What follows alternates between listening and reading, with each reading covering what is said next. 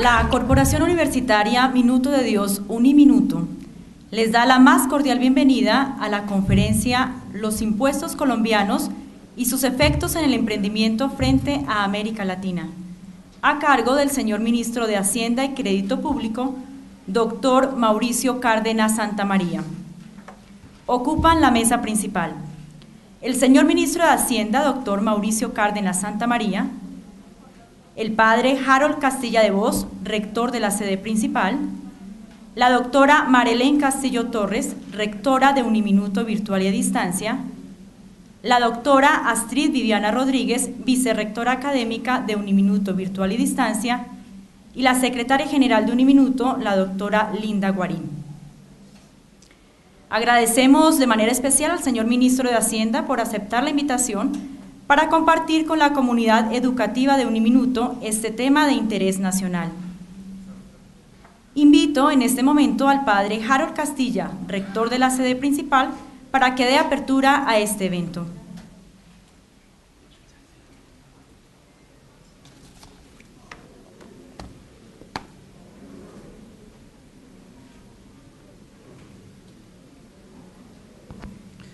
Muy buenas noches a todos y a todas presentes en este auditorio y en los auditorios contiguos, donde también hay muchos de nuestros estudiantes y de todas las personas que han querido unirse a este evento académico. De manera especial quiero dar la bienvenida al doctor Mauricio Cárdenas Santamaría, Ministro de Hacienda y Crédito Público de la Nación, quien amablemente, con la colaboración de la Rectoría Uniminuto Virtual, de sus académicos y de manera muy particular de la directora del programa de finanzas de Uniminuto Virtual, ha hecho posible la presencia del doctor Mauricio Cárdenas. Creo que es una oportunidad significativa que en el marco de la construcción de conocimiento de Uniminuto y de todo lo que implica esta apuesta de conocimiento que la institución está haciendo en estos últimos años de una manera especial, pues realmente viene a recubrir, digámoslo así, de mucha bendición en lenguaje muy teológico, todo lo que Uniminuto viene pensando, viene reflexionando en sus distintas áreas de conocimiento. De manera particular en esta área, que aunque pues hoy me ha tocado hacer de financiero, no siendo lo financiero, pues creo que con mucha más razón, a todos nos interesa esta dinámica económica de nuestra nación, a todos nos interesan las implicaciones que tiene la dinámica económica en la vida personal, en la vida familiar, en la vida social, y creo que la oportunidad que hoy nos da la historia de tener al Ministro de Hacienda y Crédito Público de Colombia, en este momento actual de la historia colombiana, es realmente una bendición. Doctor Mauricio, muchas gracias por aceptar nuestra invitación y bienvenido una vez más a Uniminuto, que esta no sea la primera. Están abiertas las puertas de nuestra casa para usted y para todos aquellos que con nosotros quieren construir conocimiento de impacto y impacto social para Colombia. Gracias. Señor Ministro, adelante por favor con su intervención y de nuevo bienvenido a esta su casa. Bueno, muy buenas noches. Cordial saludo a todos los aquí presentes, especialmente a la doctora Marelén Castillo, la rectora de Uniminuto Virtual y a Distancia, el doctor Leonidas López, rector general de Uniminuto, al padre Harold Castillo por su introducción, rector aquí de la sede principal, a la doctora Linda Lucía Guarín, la secretaria general de la universidad, y a la doctora Astrid Viviana Rodríguez, subdirectora virtual y a distancia. Venir a Uniminuto es para mí un motivo de mucha satisfacción, porque yo he sido un gran admirador de esta universidad, he sido un gran admirador de todo el trabajo social pues que se inició ya hace tantos años, de la mano del padre García Herreros. He seguido muy de cerca todas las actividades de la universidad, soy amigo personal y cercano del padre Camilo Bernal, y tengo también la enorme fortuna de que mi hermano ha sido asesor, consejero, ha acompañado muchos de los procesos aquí de la universidad, de manera que tenemos una relación familiar muy estrecha. Por eso digo que para mí es un gran orgullo estar acá.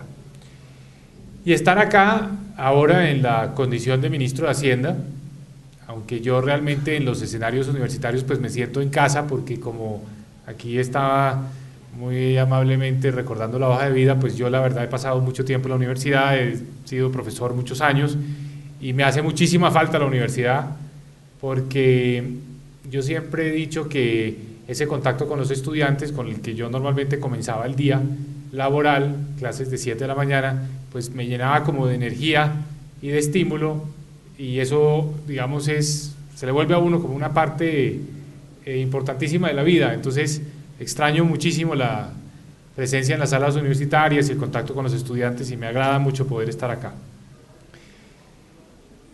Yo quiero hablarles hoy un poco a los estudiantes, también por supuesto a los docentes, de cómo veo yo la formación universitaria, especialmente en mi campo, que es el campo de la economía, cómo veo los retos de nuestra economía y cuál es nuestra visión en el gobierno en esta materia, es decir, cómo enfocamos nosotros la problemática en materia económica.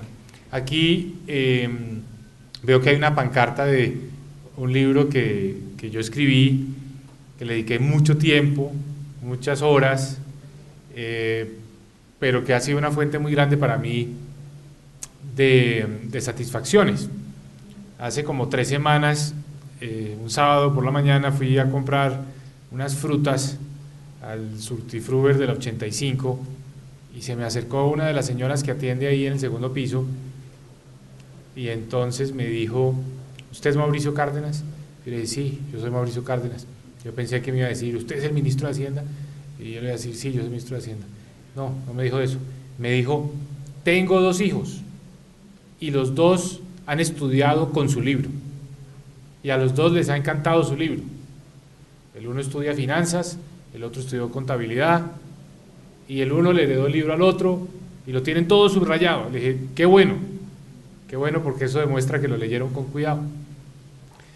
Y yo diría que de las grandes satisfacciones que uno puede tener es que ese texto pues sirva para que más y más compatriotas pues tengan conocimientos, aprendan, tengan una información básica sobre lo que es nuestra economía. ¿Y por qué es importante economía colombiana? ¿Por qué colombiana? Si la economía es una ciencia universal, ¿por qué el capítulo Colombia? ¿Qué es lo que hace distintivo la economía colombiana? Y algo que yo escribo ahí en ese libro, en el primer capítulo, es que cuando uno toma 2 ciudadanos del mundo al azar y quiere tratar de predecir cuál es el ingreso de esos individuos, uno pensaría que lo más importante es saber qué tanta educación tienen, o cuál es su edad, o en qué tipo de hogar nacieron, pero en la práctica lo que más influye en la determinación de cuál es el nivel de ingreso de 2 personas tomadas al azar en el mundo es de qué país son. O sea, la dimensión nación es fundamental porque determina muchas otras cosas. Entonces, una persona con la misma educación, con la misma edad, del mismo género, en un país o en otro país puede tener una calidad de vida completamente diferente. Entonces la dimensión país es fundamental.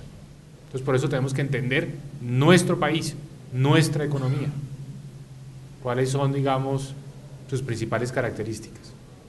Y yo diría que nuestra economía, digamos que una de las características que es tal vez más difícil, más compleja, más desafiante, es que la situación de un colombiano depende críticamente, todas sus variables económicas dependen críticamente de en qué hogar nacieron, dónde nacieron. O sea, un colombiano que está naciendo en este momento en un hospital en San Basilio de Palenque, en Bolívar, o que está naciendo en la Fundación Santa Fe, aquí en el norte de Bogotá, ya solamente por ese hecho, por esa información, sabemos que si no hacemos nada, sus vidas van a ser muy distintas. Sus vidas van a ser muy distintas en términos de las oportunidades que van a tener. sus vidas van a ser muy distintas en términos del ingreso que van a tener. Y lo que es más trágico aún, la vida de sus hijos va a ser muy distinta. Y eso no debe ser. Eso no debe ser así. Está bien que no todos tengamos los mismos resultados, que tengamos igualdad de resultados, porque siempre hay personas más hábiles, más talentosas, más inteligentes, o que simplemente tuvieron mejor suerte en un momento dado. Pero lo que nos debemos asegurar es que todos tenemos igualdad de oportunidades, que todo el mundo tiene un punto de partida similar. Y esa igualdad de oportunidades la determina, ante todo, la educación que tiene la persona en sus primeros años. Si tiene acceso a una educación, digamos, preescolar, esa primera infancia, la calidad de la educación primaria, la educación básica y por supuesto también la educación universitaria. Eso es fundamental, eso es fundamental. ¿Qué admiro yo profundamente de esta universidad, de la fundación? Que busca cerrar esas brechas, hace un esfuerzo deliberado para que tengamos más y más compatriotas con una buena educación, con un nivel universitario y que tenga un buen punto de partida para, digamos, ya la vida laboral y que nos ayude a ir cerrando brechas. Los hijos de quienes han pasado por esta universidad tendrán mejores oportunidades, seguramente que sus padres, que sus abuelos, etcétera. Eso es lo que se llama la movilidad social y esto es fundamental. Y el trabajo que hace la universidad es indispensable para ese propósito. Entonces ese es el eje central, buscar cómo cerramos brechas y cómo hacemos que las condiciones de vida en Colombia no dependan tanto de ese factor que nadie controla, y es dónde tuvo la suerte una persona de nacer, si en San Basilio de Palenque o en el norte de Bogotá. ¿Cómo logramos evitar que eso se vuelva un factor tan determinante de las condiciones de vida de las personas? Eso significa cerrar brechas. Pero hay que hacer eso de forma inteligente, hay que hacer eso de una forma práctica. No hay que hacerlo guiándose por las ideologías. Este libro es una batalla contra las ideologías. Normalmente en el debate político, en el debate, digamos, de las decisiones, muchas personas se dejan guiar por las ideologías. Es que yo creo que esto está bien, yo creo que esto está mal, y dan grandes debates por una concepción, por un prejuicio. Este libro, porque digo que es una guerra a las ideologías, porque dice, cada decisión que vayamos a tomar, partamos de qué nos dicen los datos, de qué información hay, de qué evaluación desapasionada, objetiva hay de una situación y tomemos la mejor decisión. No nos guiemos por las ideologías, guiémonos por lo que nos está diciendo, digamos, el análisis económico con las cifras. Y estoy seguro que quien adopte ese camino puede llegar al final a decisiones mucho mejores que quienes simplemente adoptan una posición de entrada por razones ideológicas. Es una batalla contra las ideologías y es una defensa de la importancia del análisis a partir de los datos. Entonces, ¿qué nos ha enseñado a nosotros, digamos, nuestra realidad económica? Que nosotros debemos articular una visión que logre hacer compatibles dos modelos que normalmente tienden a verse como antagónicos. El modelo donde se estimula la iniciativa privada, donde hay libertad de empresa, donde cada persona puede escoger qué quiere estudiar, donde buscamos que el Estado no sea el que determina las decisiones económicas, sino dejamos que el mercado funcione y que funcione hasta donde pueda. Pero al mismo tiempo, integramos otra visión que muchas veces se ve antagónica, y es que el Estado intervenga para ser muy proactivo a la hora de apoyar a los sectores más vulnerables. Es decir, que no nos dé temor utilizar al Estado como una herramienta para corregir diferencias. Por ejemplo, que no haya tantas diferencias en función de en qué hogar nacen las personas, que el Estado sea muy proactivo en corregir eso. Muchos países se van por la línea de que la economía debe ser una economía de mercado, sin muchas interferencias, sin meterse a hacer mucha redistribución, y ese modelo no funciona del todo bien. Como tampoco funciona bien el modelo donde el Estado entonces dice: para poder superar todos los problemas vamos a intervenir, vamos a tomar decisiones en todos los sectores, vamos a limitar la iniciativa privada, vamos a hacer un Estado que dirige la economía y que reemplaza al mercado. No funciona. Ninguno de esos dos modelos extremos funciona. Por eso, el modelo que nosotros tenemos en Colombia, que es un modelo que podríamos llamar la tercera vía, que es un modelo donde decimos: el Estado, digamos, debe entrar a reemplazar el mercado en aquellos sitios donde el mercado deja de funcionar, donde el mercado simplemente tiene limitaciones. Entonces, somos amigos de la iniciativa privada, somos amigos del libre desarrollo de los negocios, de que no se sobreregulen los sectores de la economía, que más bien puedan desempeñarse libremente, pero al mismo tiempo somos amigos de que el Estado intervenga cuando uno ve que el mercado no se autorregula, porque hay monopolios que pueden generar abusos, o que el Estado no se autorregula porque hay demasiadas diferencias sociales y económicas entre las personas y es necesario entrar entonces a utilizar el Estado para poner impuestos a quienes tienen la capacidad y gastar e invertir en quienes tienen la necesidad. Entonces es un Estado activo que juega ese papel redistributivo. Esa es nuestra visión de la sociedad y de la economía. Hablemos un poco de esa función redistributiva del Estado. La tarea más importante de un ministro de Hacienda es definir cómo se van a cobrar los impuestos y definir cómo se van a utilizar esos recursos a la hora de asignar las partidas en el presupuesto nacional. Cómo se cobran los impuestos, a quién se les cobra y cómo se reparte. Ese es el trabajo de un ministro de Hacienda. Obviamente no es autónomo en esa decisión. Normalmente, tanto para los impuestos como para la asignación del presupuesto, tiene que pasar por el Congreso de la República, donde están representados todos los sectores, todas las regiones, todos los intereses. Esa es la validación democrática. Pero el ministro de Hacienda tiene mucha influencia, porque propone, tiene esa posibilidad, proponer. Tiene, de hecho, en el caso del gasto, el monopolio sobre la propuesta. Nadie puede proponer gastos, tienen que venir del Ministerio de Hacienda. En materia de impuestos puede haber otras propuestas, puede haber propuestas de diferentes sectores, pero en materia de gasto la iniciativa la tiene el Ministerio de Hacienda. ¿Cómo enfrentar eso? ¿Cómo abordar esa función?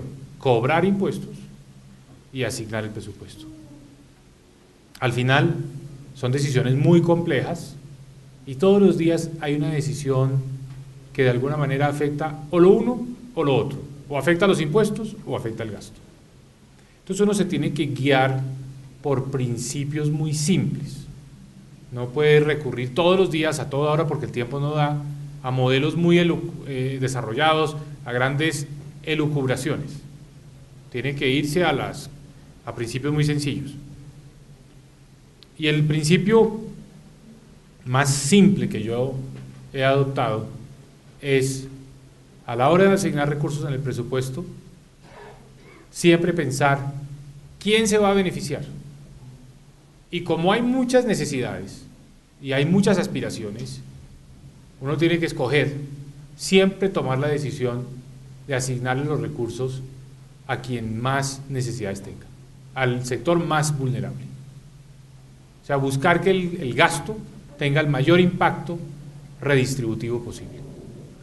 Y en materia de impuestos, lo mismo, buscar impuestos que en lo que conocemos en el lenguaje técnico, en el argot técnico, sean progresivos, que paguen más quienes tienen más capacidad.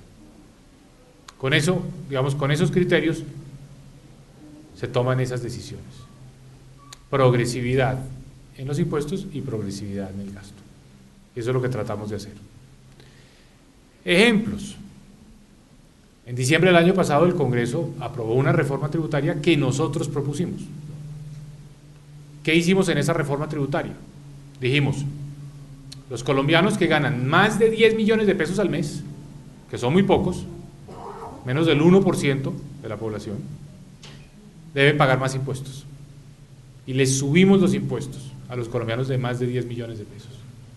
Y se los subimos bastante, porque consideramos que no era aceptable que colombianos de más de 10 millones de pesos al mes pagaran en promedio apenas el 5% en impuestos, que es más o menos lo mismo que venía pagando una persona que gana 2, 3, 4 millones de pesos, 5%. Entonces dijimos, hay que subir esos impuestos. Y hoy, como mínimo, una persona que gana, digamos, 20 o 25 millones de pesos tiene que pagar un 20% en impuestos. Eso es progresividad. Y al mismo tiempo dijimos, quitemos unos impuestos que afectan mucho la generación de empleo. En Colombia, generar empleo es muy costoso, porque se cobran impuestos sobre los salarios, sobre la nómina. Un empleador, en el momento de contratar una persona, le tiene que pagar el salario, pero además del salario le venía pagando el aporte al ICBF, el aporte al SENA, el aporte a las cajas de compensación, el aporte a la salud de ese trabajador, el aporte a las pensiones de ese trabajador. Estoy hablando solo del empleador, para no hablar de las cesantías, las primas, las vacaciones. Un colombiano que gane 100 pesos le costaba en diciembre del año pasado a su empleador 150 pesos, 100 de salario y 50 en todas estas cargas adicionales. ¿Cuál fue la consecuencia de eso? Se encareció tanto contratar mano de obra, se volvió tan pesada esa carga que la gente dijo, no lo contrato, trabájeme informalmente, yo le pago, pero sin contrato. Y por eso creció tanto la informalidad. Entonces, ¿qué dijimos nosotros? Vamos a quitar algunos de esos impuestos con los que están grabadas las nóminas y eliminamos los aportes al ICBF, los aportes al SENA y los aportes a la salud. Esa suma de esos impuestos equivale a 13.5%, 8,5% de la salud y 5 puntos la eliminación de los aportes al ICBF y al SENA. No quiere decir eso, de ninguna manera, que se estén desfinanciando el ICBF y el SENA. Hoy, por ejemplo, vi que las madres comunitarias habían hecho, el sindicato del SENA había dicho que las madres comunitarias se van a ir al paro porque el gobierno les estaba incumpliendo el pago. Y aquí aprovecho para decir, y viendo que están amigos de la prensa, que eso es absolutamente falso. De hecho, a partir del 1 de enero, a todas las madres comunitarias, que son 70,000 en Colombia, se les paga una bonificación equivalente al salario mínimo. Eso es casi 600,000 pesos. Cuando antes del 1 de enero de este año esa bonificación de las madres comunitarias no llegaba a 400,000 pesos. Y a partir del 1 de enero, religiosamente, se les está pagando la bonificación equivalente a salario mínimo a 70,000 madres comunitarias.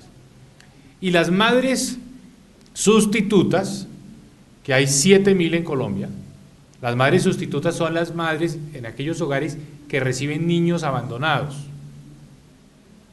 y los mantienen en sus hogares.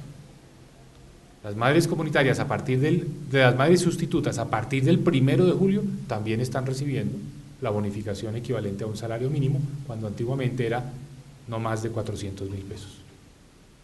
¿Cómo hicimos eso en la reforma tributaria? Dijimos, obligatoriamente se va a pagar el salario mínimo a las madres comunitarias.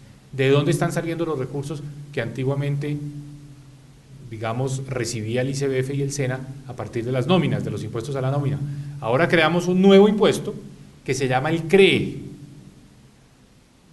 Y les quiero decir de dónde surgió el nombre del CREE. Un día, por ahí a las 6 de la mañana,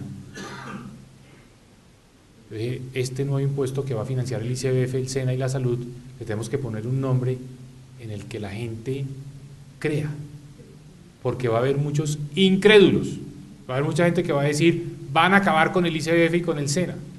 Entonces dije, pongámosle un nombre que además refleje lo que se está haciendo, que es una contribución que hacen las empresas para la equidad, contribución empresarial para la equidad. Y le puse a las 6 de la mañana el chat a Juan Ricardo Ortega, el director de la DIAN, le dije, Juan Ricardo, llamemos este impuesto el CREE, contribución empresarial para la equidad, para que quede claro que las empresas de sus utilidades están pagando el ICBF, el SENA y la salud, y de ahí surgió el CREE, y con el CREE es que se está financiando el ICBF y el SENA, y con el CREE es que le estamos pagando una bonificación equivalente a salario mínimo a las 70.000 madres comunitarias, a las 7.000 madres sustitutas, y le estamos dando los recursos al SENA también. De hecho, el SENA el año entrante va a tener cerca de 2.7 billones de pesos, que es el presupuesto más alto en toda su historia. Y de hecho el SENA ahora va a hacer algo más. El SENA ya no solo va a entrenar y a capacitar en sus propias instalaciones, en su propia infraestructura, sino que va a tener unos recursos para 100.000 colombianos que requieran educación y que van a recibirla en otros centros educativos, en otras entidades, para dar un salto, para que el año entrante haya 100.000 colombianos más. De manera que esa reforma tributaria fue una reforma progresiva, aumentó la tributación a quienes tienen más capacidad económica y le quitó impuestos al empleo. Y a los colombianos que ganan menos de 3.600.000 pesos, menos de 3.600.000 pesos, les quitó por completo el impuesto de renta. Eso es dejar en la base de la pirámide a toda la población colombiana exenta del impuesto de renta, ni siquiera retención en la fuente. Es un ejemplo de progresividad en el lado de los impuestos. En el lado del gasto, ¿qué es lo que hacemos? Pues ante todo apoyar más proyectos que realmente tengan una mejor focalización. ¿Cuáles son los programas bandera del gobierno en llegarle a los más pobres? Antes de ser ministro de Hacienda, yo fui ministro de Minas y Energía, y como ministro de Minas y Energía tenía la oportunidad de viajar un poco más, recorriendo las comunidades de Colombia, los barrios que se conocen como subnormales, donde está llegando la energía eléctrica por primera vez. Y en esos viajes, en esas giras por muchos de los municipios colombianos, pues siempre entraba a las casas de la gente, a preguntarles cómo estaban, porque uno de los programas que tenemos en el gobierno es donde hay esas conexiones ilegales muy peligrosas, donde hay muchas personas que se pueden electrocutar, pues normalizar el servicio haciendo unas instalaciones pues que tengan todas las especificaciones de seguridad industrial. Entonces, hablando con las personas, siempre llegué a la conclusión de lo importante en estos barrios subnormales, barrios donde los niveles de pobreza son muy grandes, del programa Familias en Acción. Nosotros lo recibimos en 2 millones de familias, el año entrante vamos a tener 2.800.000 familias. Reciben en promedio unos 70.000 pesos mensuales cada una de estas familias. Pero encontramos un problema, y es que ese subsidio va hasta que el menor termina la educación básica, es decir, hasta que ya está a punto de poder entrar a un ciclo de formación técnica, tecnológica o universitaria. Entonces muchas familias decían, el hecho de que nuestro muchacho o nuestra muchacha se esté graduando del colegio no quiere decir que nosotros hayamos dejado de tener la necesidad económica. Y este muchacho y esta familia sin ese apoyo no va a poder seguir a la universidad y no va a poder seguir a un centro técnico o tecnológico. Entonces nos inventamos un nuevo programa en este gobierno que se llama Jóvenes en Acción. Y lo que hace Jóvenes en Acción es que le mantiene el subsidio de Familias en Acción, pero ya a estos jóvenes adultos que entran a la universidad o a los centros técnicos y tecnológicos. Y les da 200.000 pesos mensuales. ¿Por qué más de lo que recibían cuando estaban en el colegio? Porque ahí es muy importante darle un poco más, pues para que no caiga en la necesidad de ir a buscar trabajo. y tenga con qué ser relativamente autosuficiente. Este año le vamos a dar ese subsidio a 120.000 colombianos, de 200.000 pesos para el programa de Jóvenes en Acción. Hay un tercer grupo de compatriotas que está en una situación muy difícil y que también ha sido un programa priorizado por nosotros. Compatriotas de más de 65 años que nunca ahorraron un peso para su pensión, nunca hicieron ningún ahorro, siempre vivieron en una condición de tanta necesidad que no tenían capacidad de ahorro o estaban en informalidad. Tenemos 2,5 millones de colombianos de más de 65 años, un grupo muy grande de compatriotas, 2,5 millones, que están en niveles 1 y 2 del Sisbén. ¿Qué quiere decir eso? Que están en condición de pobreza, 2,5 millones, que quedan un poco en una condición donde si no tienen un pariente que los apoye, generoso, etcétera, y ya no tienen capacidad laboral, quedan condenados a una situación muy difícil. Entonces tomamos la decisión de darles un subsidio a este grupo de colombianos, se llama el programa Colombia Mayor. Este año vamos en 1.100.000 de los 2,5 millones. El año entrante llegaremos a 1.300.000, con subsidios que son más o menos del orden de 70.000 pesos mensuales, que es el básico para que las personas tengan algo con qué comer, porque el resto son compatriotas que no tienen absolutamente ninguna otra fuente de ingresos. Hace pocas semanas estuve en Chiquinquirá y tuve la oportunidad de dialogar, conocer a un grupo de los colombianos del programa Colombia Mayor. Y cuando digo 65 años, realmente no es así, porque como hay 2,5 millones y el programa le está llegando a 1.300.000, el programa tomó la decisión de empezar con los más viejos, que son los que más necesitan. En el programa de Colombia Mayor hay colombianos de más de 100 años que están recibiendo ese subsidio. Y vamos, seguramente los que estamos beneficiando hoy todos tienen más de 70. Entonces realmente son personas que están en una situación difícil, que no tienen capacidad laboral y que de eso viven. Pero lo más gratificante, el agradecimiento sincero, las personas realmente viendo que hay un Estado que las apoya, que hay un Estado que está, digamos, con unos recursos que son limitados, porque 65.000 o 70.000 pesos es muy poco, pero que hay un Estado que ayuda, que hay un Estado que colabora. Y las personas que reciben esas ayudas lo reconocen y lo hacen de manera agradecida, lo cual siempre es muy estimulante para uno como funcionario público. Entonces, esa es la tarea del ministro de Hacienda, asegurar que los recursos le lleguen a los programas con mayor impacto social. No todos los programas del gobierno tienen ese mismo nivel de impacto social. Y el gran reto que tenemos hacia adelante los colombianos es buscar que ojalá cada peso del presupuesto nacional pudiera tener el impacto distributivo que tiene Familias en Acción, Jóvenes en Acción o Colombia Mayor. Ojalá todos los programas tuvieran ese impacto. No todos lo tienen, no todos lo tienen. Pero esa es la tarea, ese es el reto. Hay programas en los que se invierten muchos recursos que desafortunadamente no pasan esa prueba. Un ejemplo son las pensiones. En el presupuesto que acabamos de someter a consideración del Congreso de la República para el próximo año, tenemos una partida de 32 billones de pesos, de hecho un poco más, 32.8 billones de pesos, que se va a atender pensiones. Atender pensiones es un fin muy loable, naturalmente, y es una obligación que tenemos. Lo que hace complejo el análisis de ese pago de pensiones es que esos 32.8 billones de pesos van a financiar las pensiones de más o menos 1.800.000 colombianos.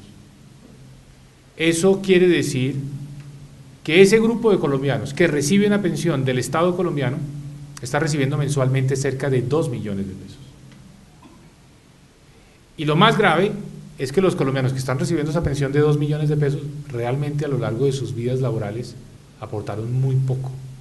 Por eso es que el Estado se está encargando de esas pensiones, porque fueron trabajadores del Estado, en fin, que reciben esa pensión sin haber hecho un aporte. No es como estoy seguro todos los que estamos acá, que ahorramos todos los meses para nuestra pensión y que el día que nos vayamos a retirar vamos a utilizar esos ahorros. Ese es el nuevo régimen, la nueva ley, que empezó en el año 93, la ley 100. Estas pensiones que está pagando el gobierno son anteriores, cuando no teníamos un sistema como el actual que nos obliga a hacer aportes que sean equivalentes a la pensión que vamos a recibir. En cierto sentido es un subsidio que otorga el Estado colombiano. Y es un subsidio que realmente le llega a pocos, 1.800.000 colombianos, con unos montos relativamente altos. Entonces no tenemos el mismo tipo de impacto distributivo como quisiéramos. Ojalá todos los recursos que asigna el presupuesto nacional se los pudiera destinar a programas del máximo impacto distributivo, es decir, que le lleguen realmente a los colombianos más necesitados. No todo lo que hace el Estado colombiano se debe medir bajo el lente de la redistribución, eso hay que decirlo, porque un Estado también se debe encargar de proveer los bienes públicos, que todo el mundo utiliza por igual, las carreteras, las obras de interconexión eléctrica.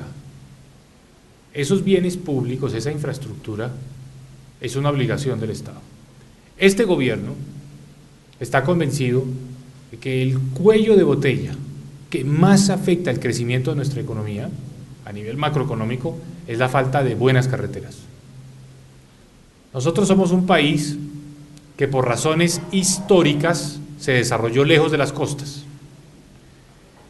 Estar lejos de las costas tiene costos, y es que para nuestro comercio exterior implica llevar o traer contenedores durante largos recorridos desde los puertos hacia las ciudades. Llevar un contenedor de Bogotá a Buenaventura vale más que llevarlo de Buenaventura a la China. ¿Por qué? Por nuestra topografía y por nuestras malas carreteras.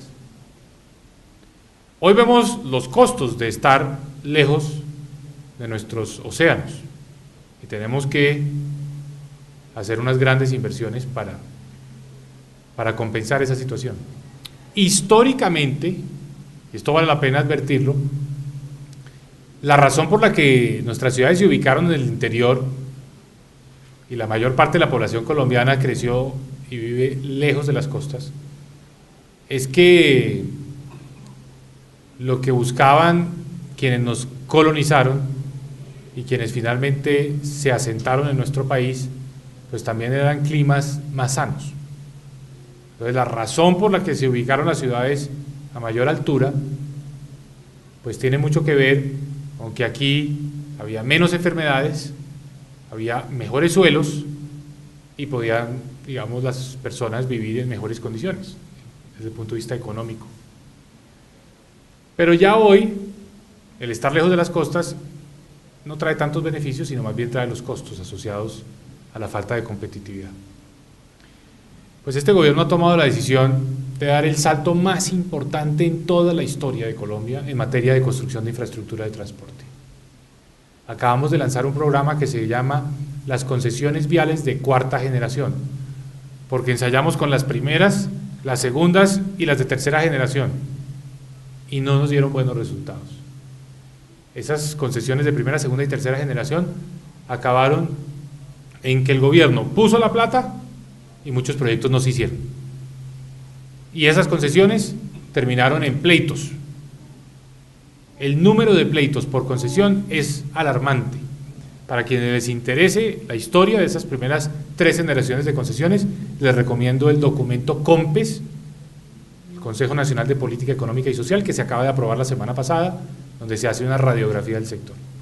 Entonces, en la cuarta generación dijimos algo muy sencillo: no se paga, el gobierno no paga su aporte hasta que el proyecto no esté terminado, sencillamente, hasta que la vía no esté funcional. Y cada concesión tiene un tramo que se llama unidad funcional. y el pago de la nación está condicionado a que ya estén circulando vehículos. Entonces, esa innovación nos va a permitir además que el esfuerzo en la construcción lo tengan que hacer los inversionistas privados, los concesionarios, para que después sea repagado con los peajes y con los aportes que pone la nación.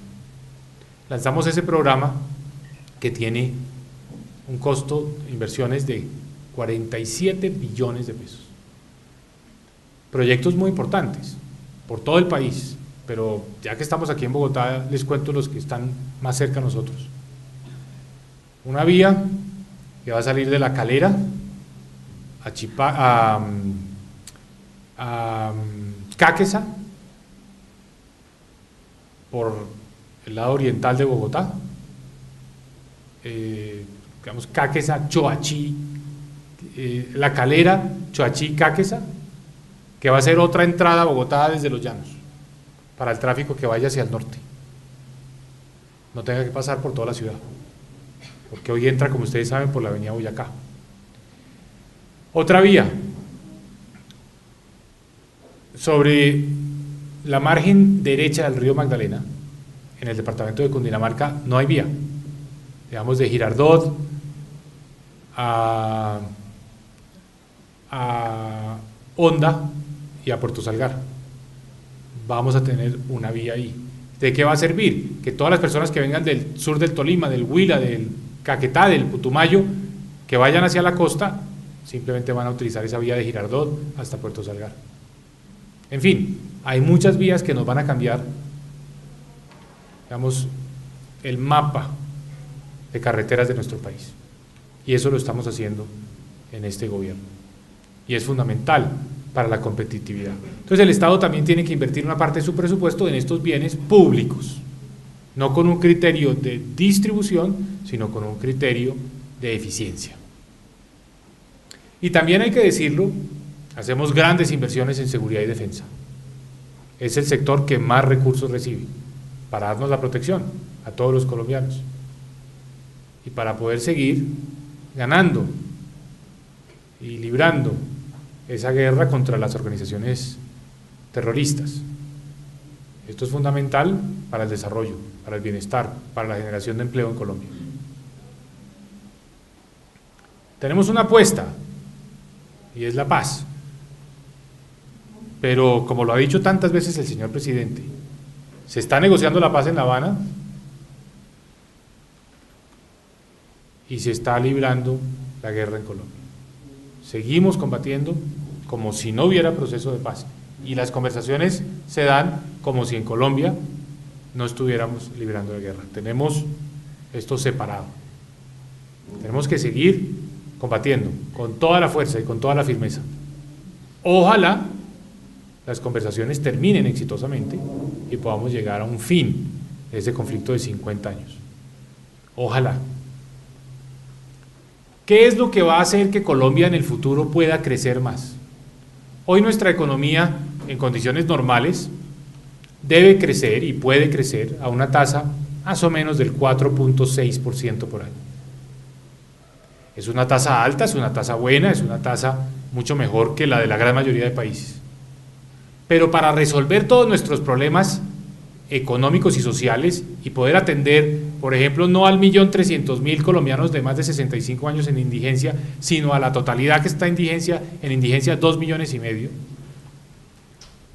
para poderle dar a todos los colombianos la educación técnica y tecnológica, necesitamos crecer más rápido, porque si crecemos más rápido va a haber más impuestos y con más impuestos vamos a poder hacer más política social.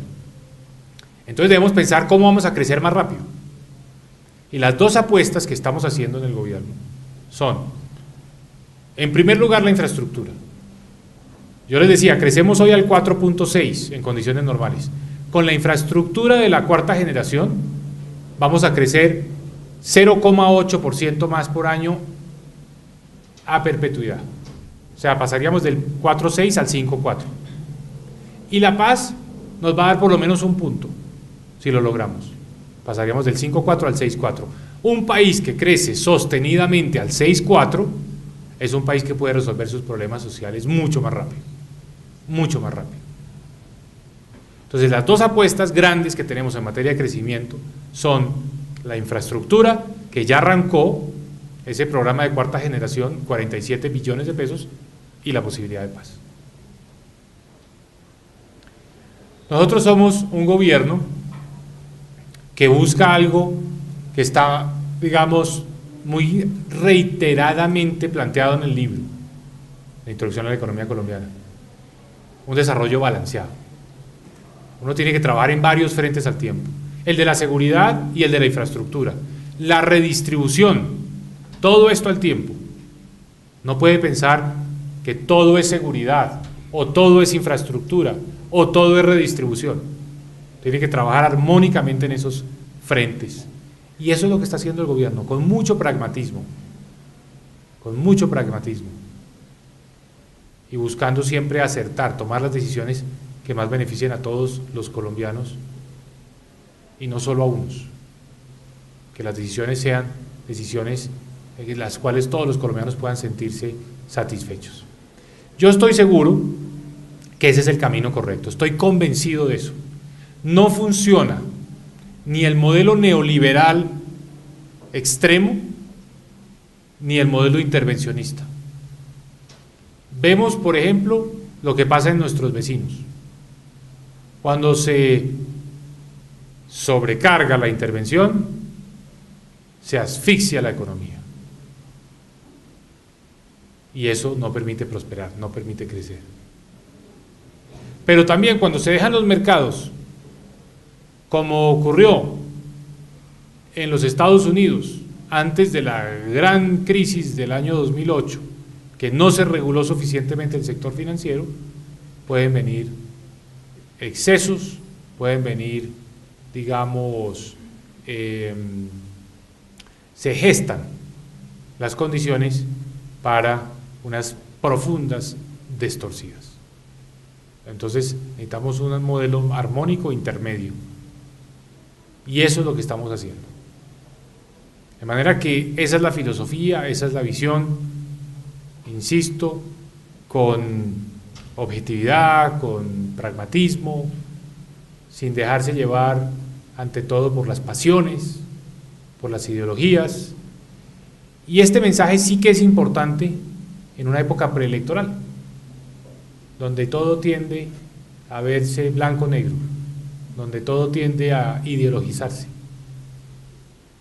cuando realmente lo que le conviene al pueblo colombiano es la visión equilibrada, balanceada, de tantos problemas y de tantas necesidades. Esta es entonces la visión que está aquí, la visión que está en ese libro y la visión de lo que nosotros estamos haciendo. Son retos muy grandes, y lo único que yo sé es que al final del día nuestro país va a crecer, va a superar todos esos problemas en la medida en que todos participemos de las decisiones, que esta democracia sea un canal para que todo el mundo pueda opinar y pueda participar, pero pueda participar sobre la base de información, con elementos de juicio, no guiado por pasiones, sino guiado por una oportunidad de enterarse de los problemas y de formarse sus propias opiniones, no tratando de hacerle eco al que más grita, no haciendo eco al que de la manera más apasionada promueve sus tesis, sino haciéndole eco a quien tenga el mejor entendimiento y el mejor análisis. Esa es una sociedad moderna, madura, informada, deliberante, y eso es lo que nosotros estamos tratando de construir. Y eso es lo que hace una universidad. Ese es el gran valor de la universidad. Que cada colombiano pueda tener su punto de vista y su reflexión sobre la base de información, sobre la base de análisis, sobre la base de opiniones que están cimentadas sobre cifras, sobre un entendimiento riguroso, profundo de los diferentes temas. Eso es, entonces, amigos de Uniminuto, lo que yo quería compartir con ustedes, diciéndoles que yo sueño con un país que pueda alcanzar el desarrollo y creo que vamos por el camino correcto.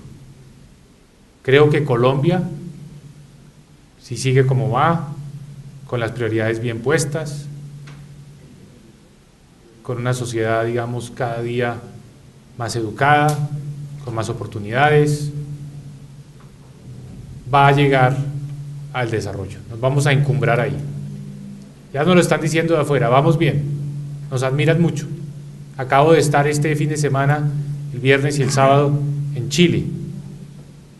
Y la verdad que llego lleno de satisfacción porque vemos cómo desde afuera a Colombia se le está viendo como una potencia que emerge, como un país dinámico, pujante, que progresa. Nosotros aquí muchas veces pensamos en nuestros problemas, nuestras dificultades, pero desde afuera nos están viendo como un país que avanza, como un país lleno de oportunidades y que estamos dejando atrás no solo los problemas del pasado, sino también a muchos otros países que no han logrado encontrar el rumbo y el camino de manera tan clara como lo hemos hecho nosotros. Eso debe llenar de motivación a los estudiantes, porque cada día vamos a movernos más a una sociedad que es esa sociedad con la que soñamos, y es que las oportunidades no dependan de la cuna, no dependan del apellido, no dependan del lugar donde nació la persona, dependan de lo que la persona es. Ese es el país desarrollado, eso significa desarrollo. Y eso es lo que estamos tratando de construir, y esa debe ser una motivación para el estudio, para el trabajo, para el esfuerzo. Nada reemplaza a los estudiantes que están viéndonos ahora, nada reemplaza en la vida de una sociedad moderna, de una sociedad desarrollada, las horas de estudio. Las horas de estudio es la mejor inversión. Más horas de estudio, más oportunidades. Más horas de estudio, más progreso. Más horas de estudio, mejor nivel de vida. O sea que esa motivación tiene que estar ahí. El estudiante debe saber que más horas de estudio valen la pena, que más horas de estudio son lo que va a marcar la diferencia en su vida. Esa es una sociedad moderna como la que estamos tratando de construir. Muchas gracias. El libro está escrito para que un abogado, un politólogo, un administrador, un contador, un experto en finanzas, incluso un médico, estudiante, lo pueda leer y lo pueda entender. Es decir, es un libro que tiene un público amplio, trata de ser autocontenido, es decir, que no requiera consultar otros textos para poderlo entender, y pues ha sido muy acogido en las universidades, pero, insisto, no solo en las facultades de economía. Bueno, el ejercicio de la política y de la vida pública no deja tiempo para escribir textos, o por lo menos buenos textos, porque está uno todo el día buscando pues atender tantos problemas y tantas necesidades. Ese libro afortunadamente lo pude escribir en una etapa de mi vida de mayor reflexión y de mayor tiempo para el análisis. Yo creo que de aquí en adelante la idea sería irlo actualizando. Esta tercera edición lo que tiene es eso, cifras ya recientes. Eso, digamos, es un trabajo dispendioso. Siempre he tenido la ayuda de personas que, pues, digamos, se han interesado en el proyecto, jóvenes, recién graduados, y eso es valiosísimo. Y tal vez a partir del libro lo que sigue es ir consolidando una visión sobre el país, sobre su futuro, que está articulada alrededor de ese eje que es información, análisis, y dejando un poquito de lado ideologías y dogmatismos. Todo el mundo tiene que saber algo de economía, es fundamental, es una parte tan importante de nuestras vidas, pues ni hablar del que esté en el ejercicio de la cosa pública, es esencial. Que no sepa economía tiene realmente una limitación para ejercer esa función, pero también el administrador de empresas. Cualquier decisión del gobierno en materia económica afecta a una empresa, de manera que yo diría que hoy saber algo de economía es indispensable. Estamos en un país que cada día se moderniza más, que aspira a ser un país desarrollado, Y un país desarrollado es un país donde ante todo son, digamos, los esfuerzos y los talentos individuales lo que determina el futuro de las personas. De manera que mi mensaje a los estudiantes es: esfuércense, estudien, dedíquenle muchas horas. Todo eso la vida se los va a pagar con creces, pero requiere convicción y requiere sacrificios. Me parece que el estudio y la dedicación es algo que es la mejor inversión que puede hacer cualquier joven que esté viendo este programa.